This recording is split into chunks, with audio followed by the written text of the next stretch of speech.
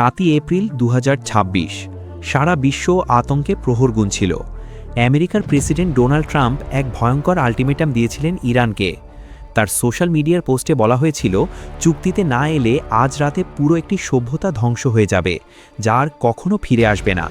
লক্ষ্য ছিল ইরানের পাওয়ার প্ল্যান্ট এবং ব্রিজগুলো সম্পূর্ণ গুড়িয়ে দেওয়া, কিন্তু ঠিক খাদের কিনারা থেকে বিশ্বকে যেন টেনে তুলল পাকিস্তান। 8ই এপ্রিল পাকিস্তানের প্রধানমন্ত্রী শেহবাজ শরীফের মধ্যস্থতায় আমেরিকা এবং ইরানের মধ্যে 2 সপ্তাহের একটি যুদ্ধবিরতি বা সিজফায়ার চুক্তির ঘোষণা আসে। হরমুজ প্রণালী খুলে দেওয়া হবে এমন শর্তে সাময়িক স্বস্তির নিঃশ্বাস ফেলেছিল সবাই। কিন্তু এই স্বস্তি টিকল মাত্র কয়েক ঘণ্টা। যুদ্ধবিরতি ঘোষণার পরপরই লেবাননের রাজধানী বৈরুত সহ বিভিন্ন শহরে স্মরণকালের সবচেয়ে ভয়াবহ বিমান হামলা চালায় ইসরায়েল। নিহত হয় 2.5 শতাধিক মানুষ। কিন্তু কেন? আমেরিকার ইরানের যুদ্ধবিরতি হলে ইসরায়েল কেন লেবাননে হামলা করল? লেবানন কি চুক্তির অংশ ছিল না? আর ইসরায়েল আসলে লেবাননের কাছে কি চায়?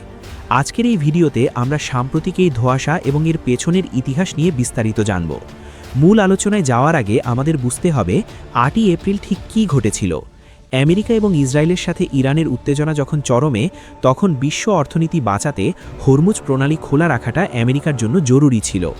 ট্রাম্পের ওই ডেডলাইনের ঠিক আগে পাকিস্তান দৃশ্যপটে আসে। 8ই এপ্রিল প্রধানমন্ত্রী শেহবাজ শরীফ ঘোষণা করেন যে আমেরিকা ও ইরান একটি যুদ্ধবিরতিতে পৌঁছেছে। তিনি তার বার্তায় স্পষ্ট করে লিখেছিলেন যে এই যুদ্ধবিরতি লেবানন সহ সব জায়গায় কার্যকর হবে।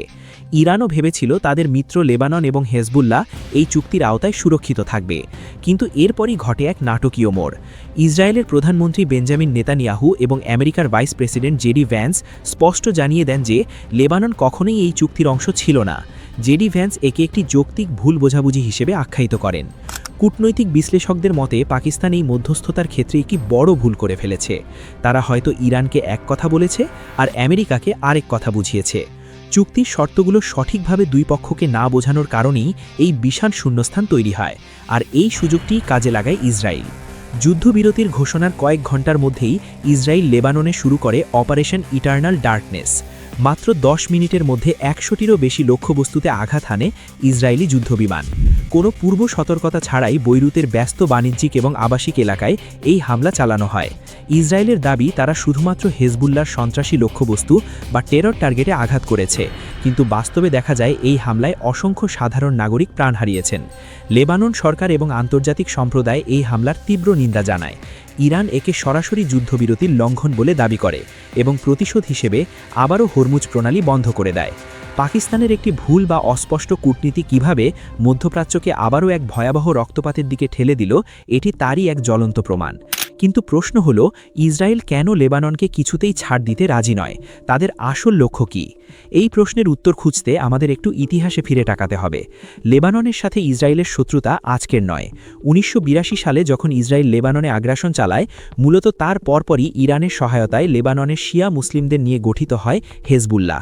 তাদের মূল উদ্দেশ্যই ছিল ইসরায়েলি দখলদারিত্ব থেকে লেবাননকে মুক্ত করা। সাম্প্রতিক এই সংঘাতের বীজ বোনা হয়েছিল 2023 সালের 7ই অক্টোবর, যখন হামাস ইসরায়েলে হামলা চালায়। ফিলিস্তিনের প্রতি সংহতি জানিয়ে হেজবুল্লাহ উত্তর ইসরায়েলে রকেট হামলা শুরু করে।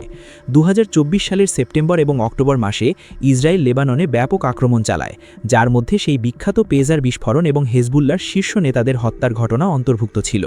মাঝে কিছুদিন যুদ্ধবিরতি থাকলেও 2026 সালের 2রা মার্চ থেকে যুদ্ধ আবারও ভয়াবহ রূপ নেয়।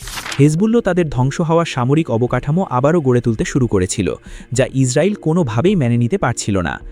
ইসরায়েল লেবানন থেকে মূলত 3টি সুনির্দিষ্ট জিনিস চায়। প্রথমত, বাফার জোন বা নিরাপত্তা বলয় তৈরি।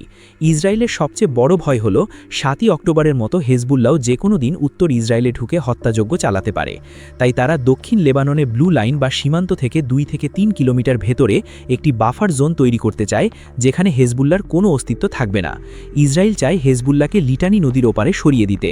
দ্বিতীয়ত, হেজবুল্লাহকে সামরিকভাবে পঙ্গু করা।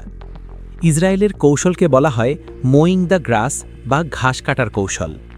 তারা জানে হেজবুল্লাহকে পুরোপুরি নির্মূল করা সম্ভব নয়, কিন্তু তারা চায় ক্রমাগত হামলার মাধ্যমে হেজবুল্লাহর রকেট, মিসাইল এবং সুড়ঙ্গ নেটওয়ার্ক ধ্বংস করে তাদের এতটাই দুর্বল করে রাখতে যাতে তারা ইসরায়েলের জন্য বড় কোনো হুমকি না হয়ে দাঁড়ায়। তৃতীয়ত, নিজেদের নাগরিকদের ঘরে ফেরানো। যুদ্ধের কারণে উত্তর ইসরায়েলের প্রায় 60,000-এরও বেশি নাগরিক নিজেদের বাড়িঘর ছেড়ে পালিয়েছে। ইসরায়েল সরকারের ওপর দেশের ভেতরের প্রচণ্ড চাপ রয়েছে এই নাগরিকদের নিরাপদে তাদের বসতভিটায় ফিরিয়ে আনার। হেজবুল্লাহর রকেট রেঞ্জ থেকে এই এলাকাকে মুক্ত না করা পর্যন্ত সেটি সম্ভব নয়। দর্শক, আমেরিকা এবং ইরানের মধ্যকার এই 2 সপ্তাহের যুদ্ধবিরতি একটি অত্যন্ত সুতোয় ঝোলা পরিস্থিতি। লেবাননকে কেন্দ্র করে পাকিস্তান, আমেরিকা এবং ইরানের মধ্যকার এই ভুল বোঝাবুঝি প্রমাণ করে যে মধ্যপ্রাচ্যের রাজনীতি কতটা জটিল এবং ভঙ্গুর। ইসরায়েল তাদের লক্ষ্য অর্জনে অনড়, আর ইরানও তাদের মিত্রদের রক্ষা করতে মরিয়া। আগামী কয়েকটা দিন এই অঞ্চলের জন্য এবং পুরো বিশ্বের জন্যই অত্যন্ত গুরুত্বপূর্ণ। আপনার কি মনে হয়, পাকিস্তানের এই মধ্যস্থতা কি আসলেই কোনো ভুল ছিল, নাকি এর পেছনে অন্য কোনো ভূরাজনৈতিক খেলা চলছে? কমেন্ট করে আপনার মতামত অবশ্যই জানাবেন। ভিডিওটি তথ্যবহুল মনে হলে লাইক দিন এবং চ্যানেলটি সাবস্ক্রাইব করে আমাদের সাথেই থাকুন। দেখা হবে পরবর্তী ভিডিওতে নতুন কোনো ভূরাজনৈতিক বিশ্লেষণ নিয়ে। ধন্যবাদ।